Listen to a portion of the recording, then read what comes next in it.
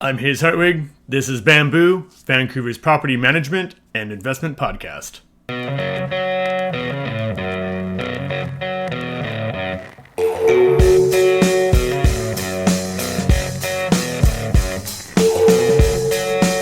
All right, so welcome everyone to the show. Today we've got a guest on. She's been in the real estate game for quite some time and is the leader of Elite Realty now, and it also is the owner of how many offices? Two offices. Two offices now, of Coldwell Banker Prestige, Marjan Mazaheri. So welcome to the show. Thank you, Haze. Thank you for having me. I really appreciate it. Awesome. So just a little bit of background for you. Like, what did you do before real estate? I've been doing this for so long that it's hard to remember what I was doing before. I've been doing this for 26 years. And before that, actually, I was... how about this? Let me start with this. I studied in LA, and while I was getting my bachelor degree, I studied interior design at the same time. And I opened my interior design company there. Okay. And when I was thinking, okay, I want to have family and raise family, I felt Canada, especially Vancouver, is the best place, and we moved here. And when I came here, I wanted to have a job that it has some flexible timing with my lifestyle. So that's why I chose to become a realtor. Okay. And I absolutely love it. I guess with the interior design, it sort of helps when you're doing staging for your listings, move that, buy this, do that. So it's not only that, but also is interior finishing that it helps a lot. Being able to read floor plans, because as you know, I work with a lot of investors. Yes. So for that reason, that knowledge helped me and helped them essentially to buy something that is so much easier for sell later on. Oh yeah, it absolutely makes sense. It's nice that you can draw on that past history. Absolutely. When you're not doing real estate, what's some of the things that you like to do just to unwind? To be very honest with you, when you are a realtor or you are in real estate, your life becomes that in so many different levels. I am an investor, just like my clients. So I like to study what should I buy, how should I manage it.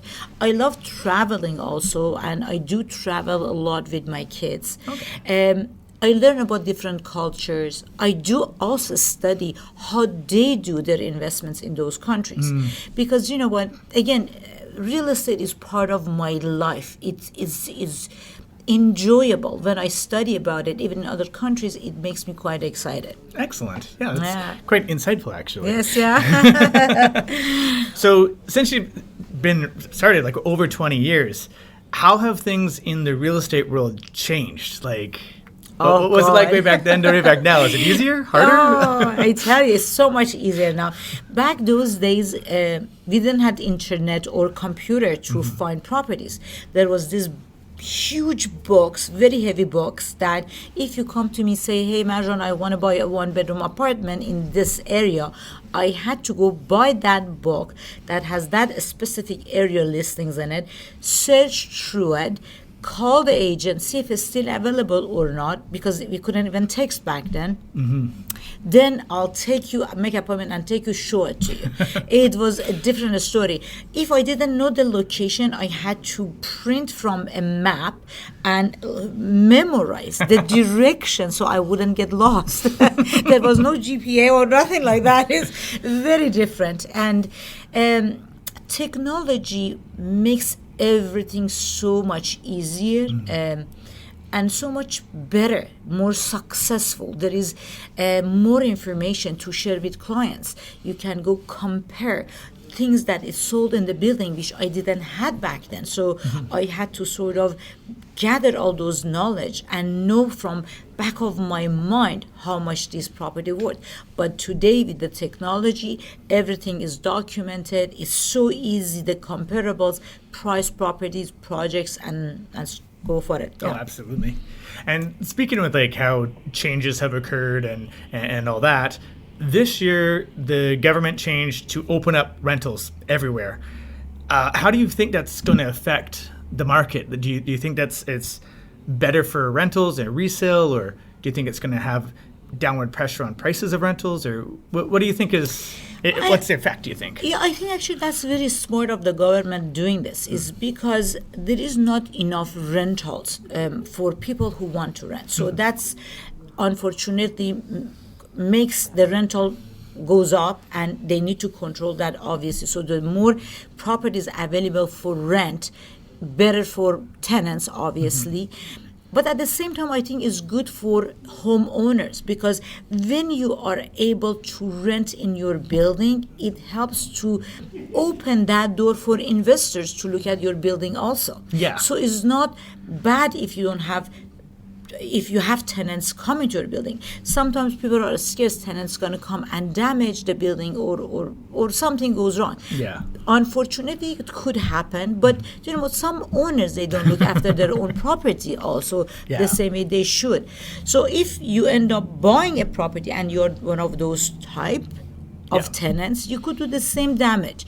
So I don't think we should be worried about that. We should take that as something good, because now it helps to hopefully keep the prices for rent at place, and also it helps investors to look at all buildings now instead of certain buildings that they can rent. Yeah, absolutely. Right. And speaking of that, at the top of the show there, you mentioned that you work with a lot of investors. So we're going to dive into sort of their mindset, and that because as you say, you buy a lot of pre-sale as well as ones already built, of course. Right. So for your investors, what are some of the things that they should be looking for, like comparing building A to B? Right. If you had like a top three perhaps of what very good things question. To look for. No, very good question. So what I usually do with my investors, especially if this is the first time I'm doing this with them, I sit down with them and I study about their lifestyle, as why they want to jump into investment in real estate. What's their main goal? There are people, they have kids, so they are thinking, okay, I want to buy something for my kids for future.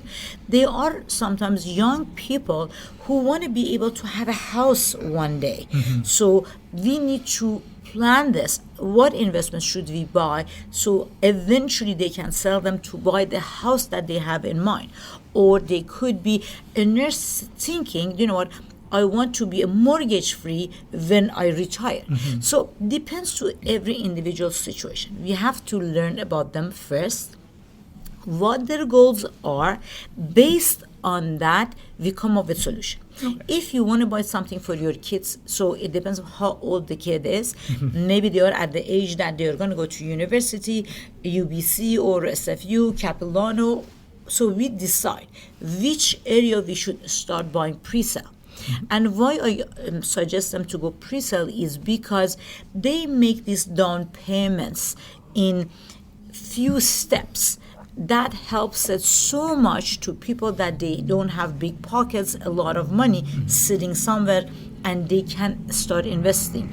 Especially for young people, it makes it possible, which is very good. Yes, and it is for a lot of the younger listeners, it's quite challenging to break into the market. It almost feels like you have to get lucky somehow. Absolutely. And I fight for them. I know how difficult it is. I have two not young, but fairly young kids, and I know how hard it is. So I do negotiate time to time with developers, try to get a better incentives or longer deposit payments, so make it possible for young people to invest in these buildings.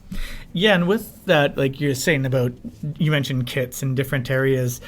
Are there any certain areas currently, earlier in the year, that you think are up and coming, or somebody should be looking for, even if it's way east into Surrey even? Do you have any ideas of ones that someone should keep an eye out for? Sure. Surrey actually is growing a lot. They are making a lot of changes in Surrey. The prices are still reasonable, so it makes it great time to invest for a lot of young people, or even middle age, that for the first time they are thinking. Because when you are doing something, when you are in your middle age, you are a little bit more conservative. You don't want to spend too much. So one of the neighborhoods definitely is Surrey.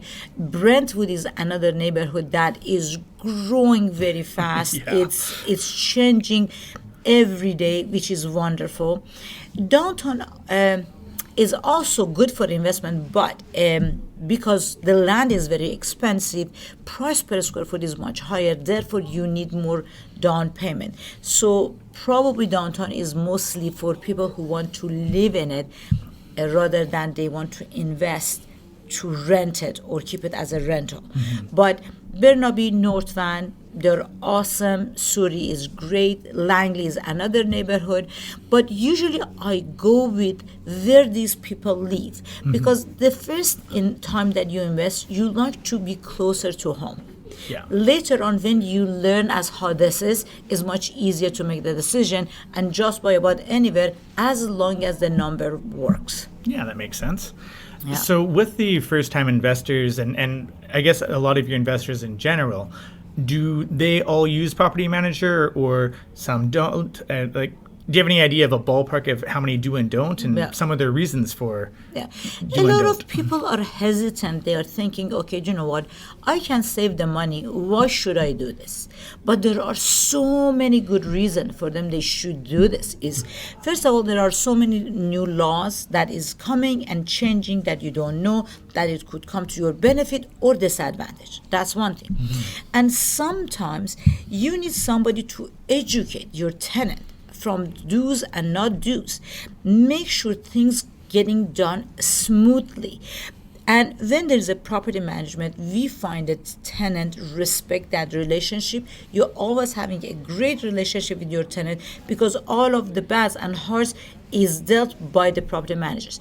If there is a leak and it happens at midnight, by the time you want to think, okay, what I'm going to do, who should I call? The whole building could be covered with water damage. But if they call their property managers, they know who to call immediately to solve the problems. We always think accidents or bad things is for somebody else, but unfortunately it could happen to us too. I had a unit myself that it ended up getting flooded. So they called me, I called my property manager, they jumped at it within half an hour. All the crew was there, they stopped the water, so we minimized the damage. Absolutely. So basically you're saying that using a property manager is beneficial just because they've probably seen this hurdle before and knew how to deal with it right away. And also, not only that, it's sad to say this, but sometimes when people don't want to pay rent, it's very difficult as the owner because we get emotional. We want to know what's the reason. But your property manager is working by law. They do what is the proper way things to do, and they handle it much better.